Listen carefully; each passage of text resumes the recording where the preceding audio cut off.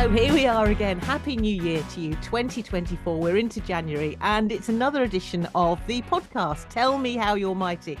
Tracy, Sean and Sarah Gorrell talking through how to navigate infidelity and deal with individuals that might not have your best interest at heart. But maybe they do. Maybe there's reconciliation. Maybe you've discovered that your cheater has had an affair and you think that all can be resolved. Now, Tracy, you've got some thoughts on this, haven't you? If you do discover an affair, there's some questions that maybe potentially should be asked that they should answer if they are serious about reconciliation. Yes, I call this real remorse versus genuine imitation Naugahyde remorse. And how do you tell if you have the real thing? Um, so there's a lot of articles out there about how to reconcile your marriage. In fact, that was why I started the blog.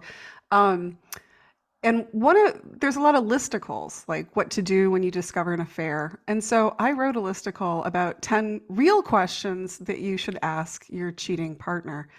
And now I am skeptical. I am Chump Lady. So I don't believe that you're going to get an honest answer to these. But if you're new to being chumped, if you just discovered an affair, you should ask these questions for real. I'm not being snarky. You should totally ask these questions.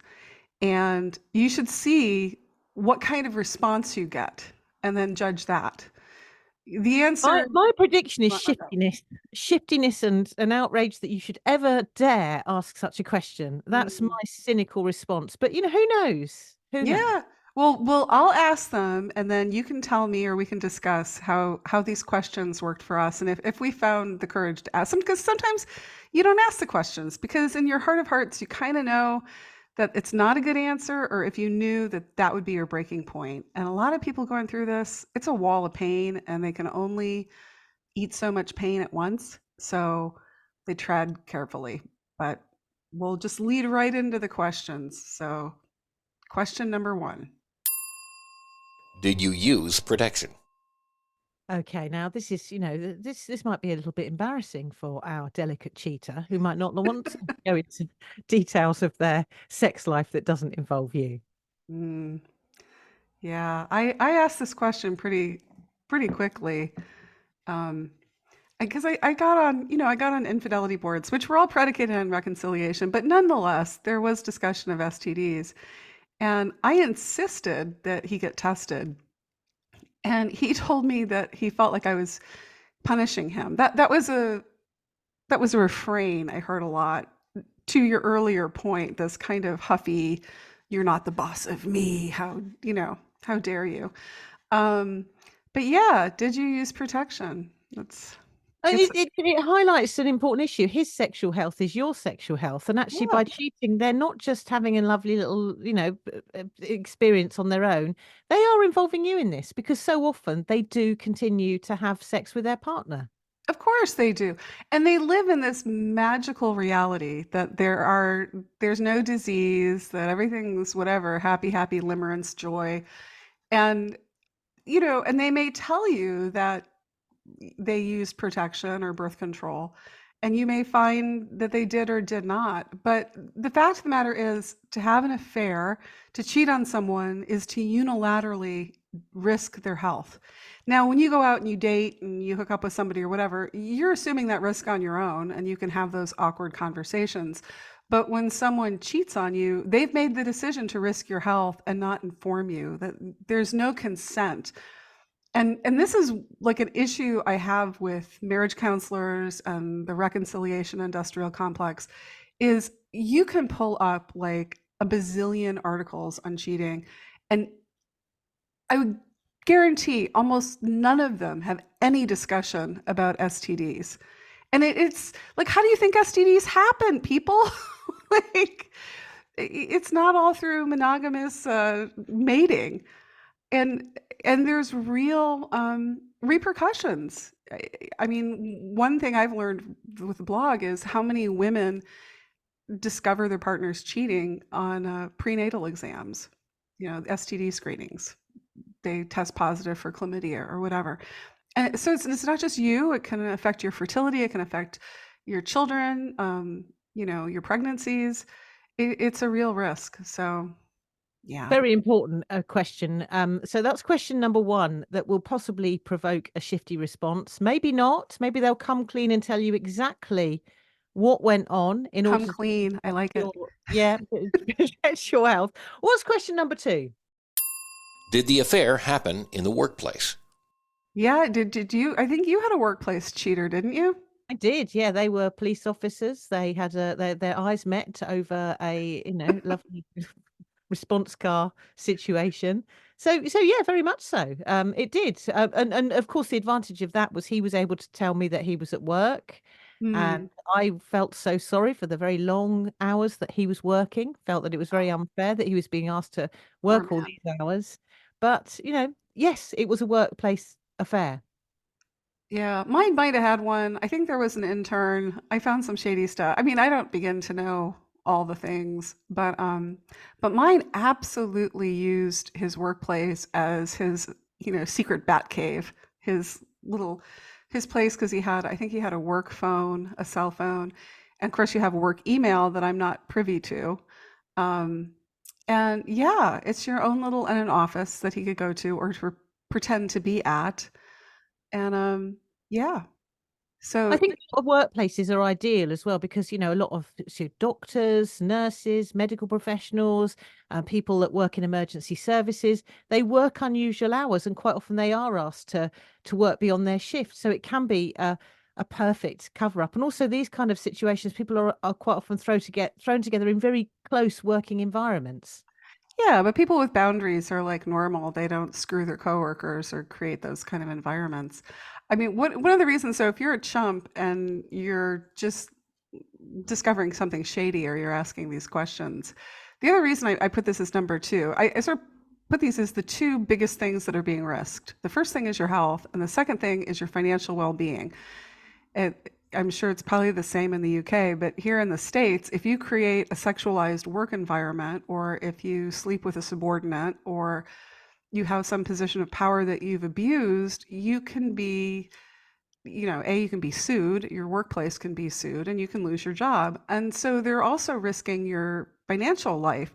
And so if you're tethered to this person, if you're married to them, you ought to think about talking to a lawyer and getting out while the getting's good before this person loses their job. Um, yeah. And also, I You mean, also raise the question of, you ultimately, if you want to make your relationship work, you want them to never see their affair partner again. So you're asking them to give up their job as well as their affair partner. And invariably, they'll go, "No, thank you very much. I'm not going I can't do that." And when I hmm, had this, because my cheater's suggestion was not that he gave up his job, but that I gave up my job. So I think you oh, might well remember the tale where he said it would be embarrassing to end the affair and everyone to know about it. oh, So you're his, kidding. No, i- I did his, not know his that. idea was That's that I awful. gave up my job and we went off to Devon to run a bed and breakfast together. I Now we all remember know the bed how and that would have breakfast. worked out. Yeah. Well, that would have given him the chance to leave his job, us the chance to start our new business together, him the chance to lie in bed saying he was tired, and me the chance to be on my hands and knees trying to single-handedly run a bed and breakfast. I said, no, thank you very much And to raise that. 4 children simultaneously. No, I said no to It's that. completely insane. Also, you were the breadwinner. I mean, this is just a way to totally isolate you and screw you over. Wow. I mean, it often comes up that, you'll people will ask their cheaters, "Okay, don't work, put in for a transfer. Do something so that you're not in this situation with this person. Don't supervise them. Get out of it." And again, judge their willingness to make that, yes, a very awkward, difficult thing. But it's not any more awkward. It's not any more difficult than being cheated on. I mean, this is the thing. If they're sorry, they should do this voluntarily because apparently they want to work on their marriage and save it and they're very sorry. And, test the sorry. Sorry is as sorry does. And actually, people change jobs all the time. It can be done. People Sure. will leave their jobs. Surely finding a new job is easier than finding a new life partner. Although, of course, they've demonstrated that they're quite good at finding life partners in all sorts of different areas. So maybe I'm wrong on that one. The heart wants what the heart wants. The other point I was going to make on this, and I'm not a lawyer and I'm not giving legal advice, but something to run past your attorney is if you have a workplace affair, I am told that one thing you can do to get settlement talks moving is to depose the workplace and the affair partner at the workplace. Because if this person is trying to keep this a secret from their employer, and they probably haven't, but that's a whole other subject, those kind of pressure points can move things along. And I encourage everyone to use the pressure points, the leverage that they have when trying to get out of one of these things. Okay.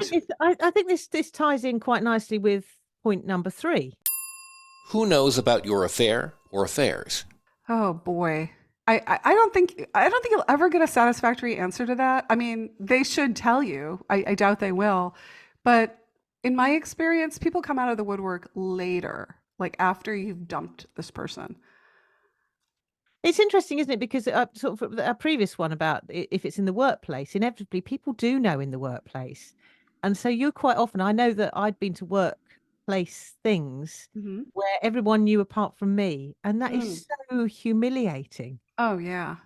No, I went to exactly one Christmas party, and it was right after my D-Day, and so it's the walking wounded anyway. But people, I got some weird looks, and it made me think they know something I don't know, or there's some workplace schmoopy in addition to the long-term schmoopy. Yeah, that's the worst feeling. And then you find out later that, yeah, people were aware, or they knew. Or they knew he was a serial cheater. I mean, you know, I think my ex's family suspected or knew that his other marriages had ended for that reason, and no one warned me. I mean, I can see why they wouldn't want to butt in, but I'm like, yeah, people should come with warning labels. It is. It's just the idea that you've been colluded against, that other people know and haven't told you. And you get this a lot, don't you? Where people say, "Should I tell?" And I always think you should. I always Yeah. think I see so often the advice being, "No, don't." The messenger always gets shot. It will ruin your friendship. It will ruin your Mhm. relationship. But Well, I it think if might. I had that information about a friend of mine's husband or wife, I think I'd want to tell. I don't think I could keep that to myself. Yeah, and you know what? If it ruins the relationship, then bite that bullet. Better the truth wins out. I realize that's an unpopular position, but I would always turn it back on the person who says that. I'm like, really? Would you want to know? And I think part of that advice comes from this idea, this minimization of the harm of being cheated on, the harm that double lives do. Because when you think about it in terms of this person is risking your health, that you cannot make decisions because you don't have the full picture about what's going on in your life, they could be making financial decisions. That, yeah, then it becomes a different kind of calculus. Should you tell? Should you not tell? People are just like, ooh, naughty, naughty, sexy, sexy time. You don't want to impinge on their good time, whatever. Or they don't want to kill the messenger. I'm like, really? Because if it was you, wouldn't you want to know? I think you'd want to know. Um, yeah, that advice makes me crazy, and I don't think you can stop bad characters, and I don't think you can change a narrative unless people speak up and say this is not acceptable. And yeah, just like with workplace affairs, I mean, there's a reason it's very litigious, right? People don't want to be around that. It creates, um, even if it doesn't, even if you're not like sleeping your way to the top or whatever, it presents that way to coworkers who think I don't have that advantage. I mean, it's just shitty all around. Don't do it. Don't do it. Don't do it. Don't do it. So if you're asking who knows about it, and you get a twitchy little response, or that's none of your business, or who knows, or you could just get, oh, here we could go off into the trickle truth. You could get, okay, Bob knows. There's one person, Bob knows. But really, it's like 15 people. Yeah.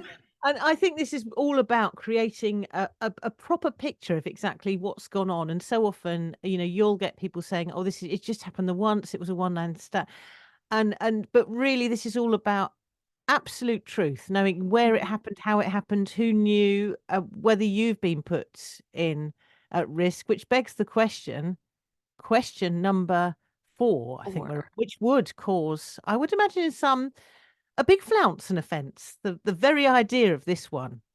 How many affairs have you had?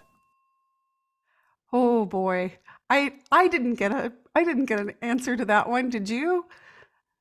No, well, I thought it was just a one-off, but it was a friend of mine who said, "Oh, actually, he's done it before." So Mm. I never thought to even ask that question because I was so convinced that he'd never do it that I just thought it was Wow. it was a one-off. And they are very convincing at, the crying and the saying, "Oh, I don't know what I was thinking of. It was a midlife crisis. It was a..."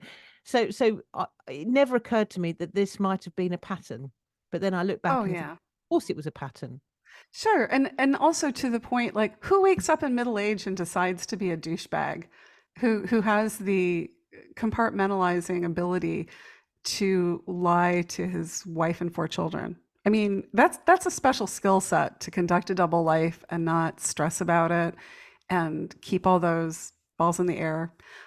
So yeah, it doesn't make any sense that this would be a one-off. I mean, this guy's like a practiced, right? Mine was practiced, and I thought it was. I mean, I heard in the beginning, of course, it's never the truth, that it was one ex-girlfriend who couldn't get over him. Oh, that must be hard. When someone's so magnificent, there's always people pining who are desperately Yes, stand trying. in line, take a number. Yeah. But yeah, what number? How many were in line with that number? Because yeah, it was way more than just the one. She's the one who blew the whistle, to her credit, psycho though she was.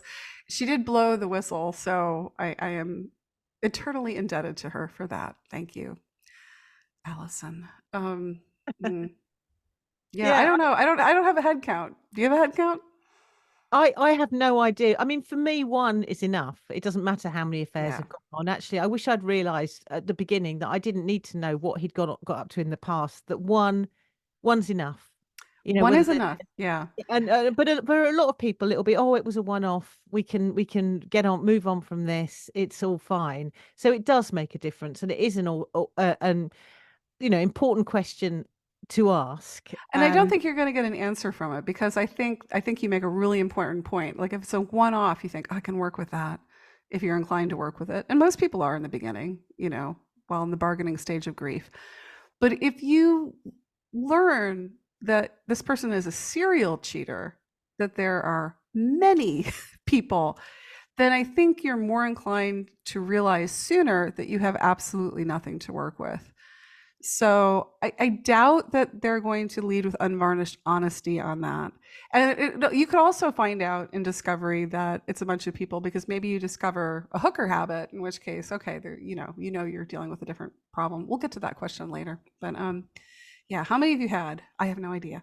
And actually, there's another question that links on from that. How many children have you potentially had? Did anyone get pregnant? Oh boy. I I had, and this I learned this later, right? Because of course nobody comes into this experience knowing what to do or what the narratives that are out there. But I had the other woman told me that she might be pregnant. She might be pregnant. And of course I didn't know who she was and I didn't know how old she was. I didn't really know how much to go on. And I learned later that she was 47. So not outside the realm of physics, but highly unlikely that she was pregnant. But it is kind of like this drama thing to go like, oh, I'm pregnant. I might be pregnant. I'm having, to create this crisis to kind of win the pick me dance. But on the other hand, people get pregnant. People impregnate people. And that's a big secret. Yeah. People have found out on the blog by discovering child support orders. Yeah. And men have found out that the child they thought was biologically theirs isn't, which is absolutely devastating. It can happen years down Horrific. the line as well. Absolutely horrific. Yeah. I mean, that's usually my line to anybody who minimizes infidelity. I'm like, yeah, it's real jolly to paternity test your children. Good times. I and this is my bigger point of the 10 questions is get real about what the experience is. Get real about it.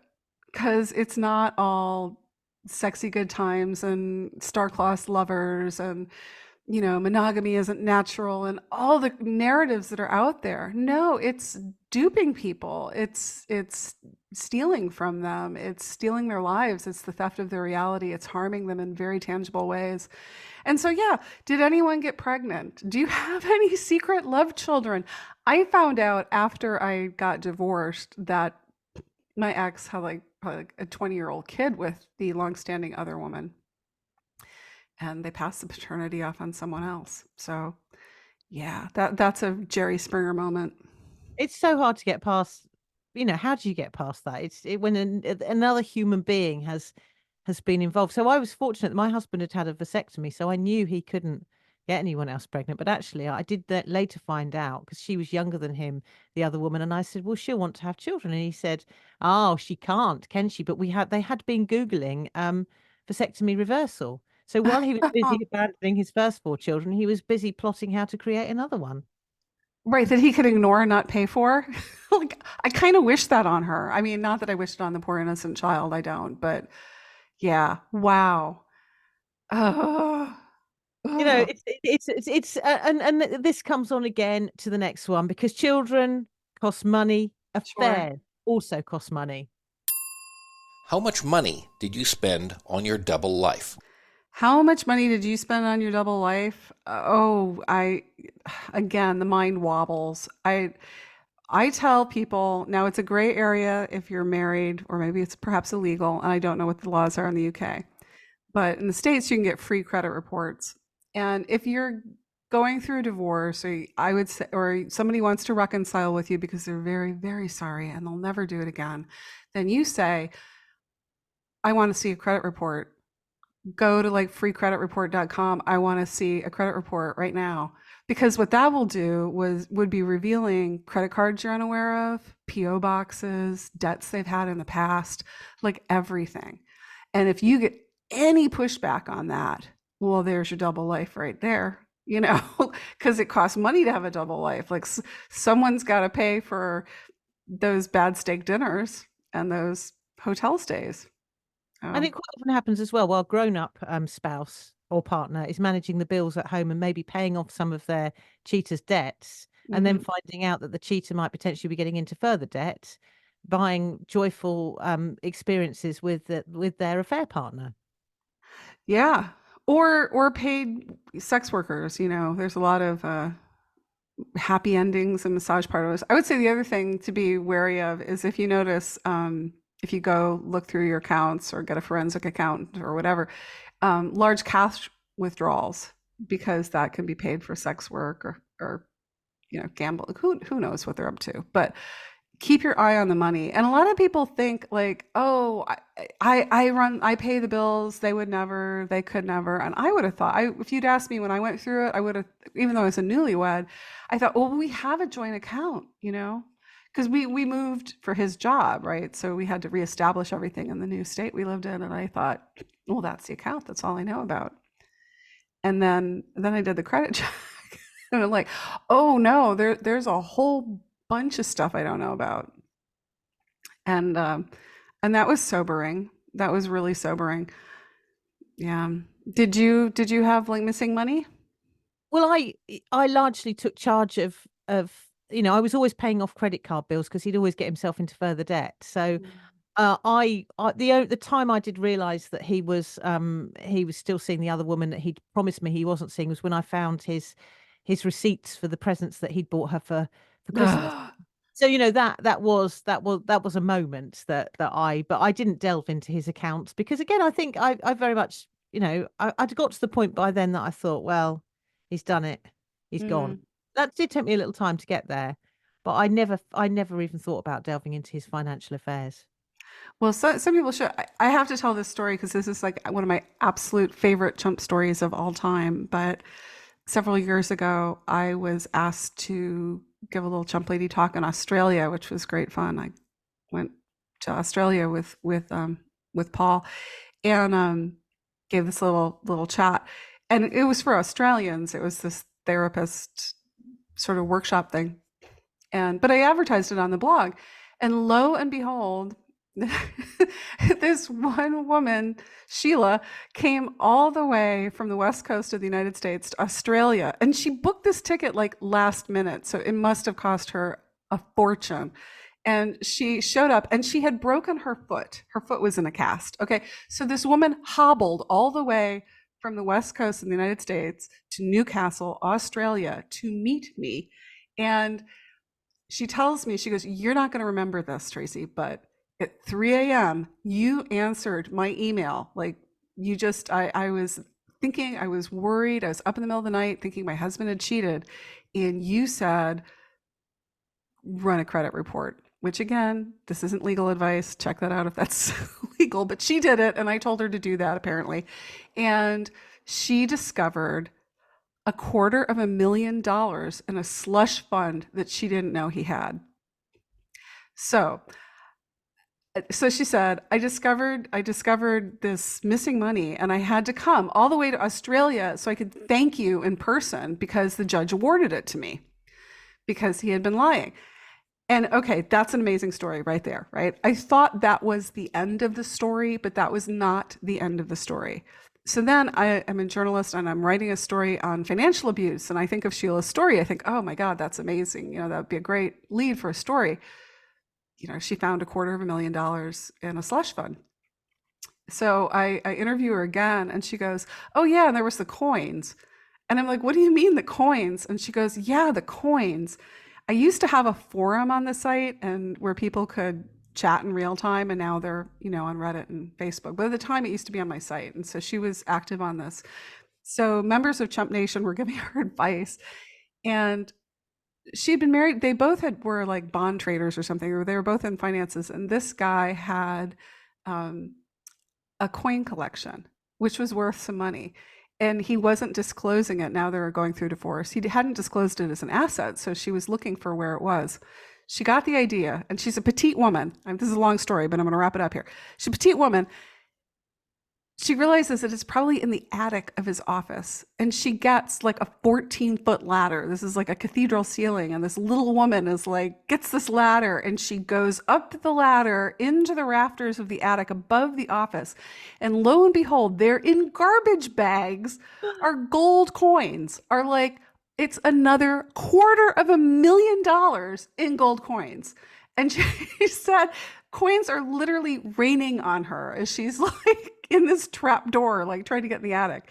And everybody on the forum is saying, "Okay, take pictures of it, go get it assessed." So she took all this stuff out of the attic, went to a place, got it assessed, stuffed it all back in there, and then went to Discovery. And, they're like, "Is this all you got? Is that all you got?" And, the guy, of course, is lying. The cheater's lying. And she goes, wham! And she puts the assessment for the gold coins down there. So she's already found $250,000 in a slush fund. Now she's found another $250,000 in like gold coins in her ceiling. And the judge gave that to her too. So she got the $500,000, that he was hiding because he lied about it. And that story highlights that a lot can be being hidden during all of this. It isn't just some like joyful little relationship. There's all sorts of unseemly behavior going on, Check your rafters. Which again moves on to the next question. How relevant is this question? Does it really matter when an affair's happened? Whether this question gets answered properly. How did you conduct your affair? Yeah, this kind of gets to the transparency issue, which if you read a lot about reconciliation, they're always like, "Oh, hand over your passwords, give them the burner phone." Essentially share your secrets. And I don't think they do that. Did you know how it all? No. Because no. Well, the only reason I found out about the affair was because his account was linked to my son's account, so my son found the text. So I know there was a lot of texting going on. I know there was a lot going on at work, but aside from that, I've got no idea apart from joyful looks across the patrol car at work. But again, and it highlights the fact that you need to get full transparency, full information. That's not going to happen though. That never happened to me. I never really got to the bottom of what had gone on. No, you don't. And the other thing is, I think this is it's a real trap for chumps to fall into because, you think they're like, oh, I'm going to give you my phone. Here you go. And here's my passwords. And the chump is so desperate to save this. And so like, I see a unicorn. They are sorry without really feeling, without considering that you can get another phone. You can get another WhatsApp account. There's so many ways to work around this. The transparency in this age of technology is pretty damn worthless. But I think you should ask the question, even though I said it's a worthless question, you should ask the question because you should see how willing they are to cede power to you by answering that question. And also copying to their duplicitousness. Yeah, I had a burner phone. Whatever it was, whatever you did, just put it out there. And again, leading on to the next one, which is asking them whether they're prepared to get rid of all their affair paraphernalia, really, and what else they're going to do aside from saying sorry. What recompense do you have besides saying sorry? Yeah. So, yeah, I'd like to say sorry is as sorry does, and some people don't even get a sorry. I don't know if you got a sorry. I got a sorry, but it was pretty worthless. No, I've got lots of self-pitying, self-justifying conversations. So no, definitely no sorry from me. No sorry. Or blame shifting. Or mine was a little weird because it was so soon after I'd gotten married. I had a D-Day within 6 months of my marriage. So the whole "you drove me to it" was a little harder to pull off because, yeah, he had never not been cheating on me. So I couldn't have driven him to do something he was doing before I met him. But yes, I would get sorry. I would get like operatic remorse. And then it would be followed up with these like rages of "how dare you," or, or stonewalling, or, everything would just cancel that lame sorry right out. But my thing is like, if you really are sorry and only you control whether or not you're going to cheat again, that you should do something tangible. And I always tell people who want to reconcile that they should get a post-nup agreement. And that is essentially, it's a legal settlement. It's a divorce settlement without the divorce. And you can't put stuff in there like, I get to poke your eyeballs out with a rusty spoon if you cheat on me. There's not stuff like that. It's just a basic property settlement.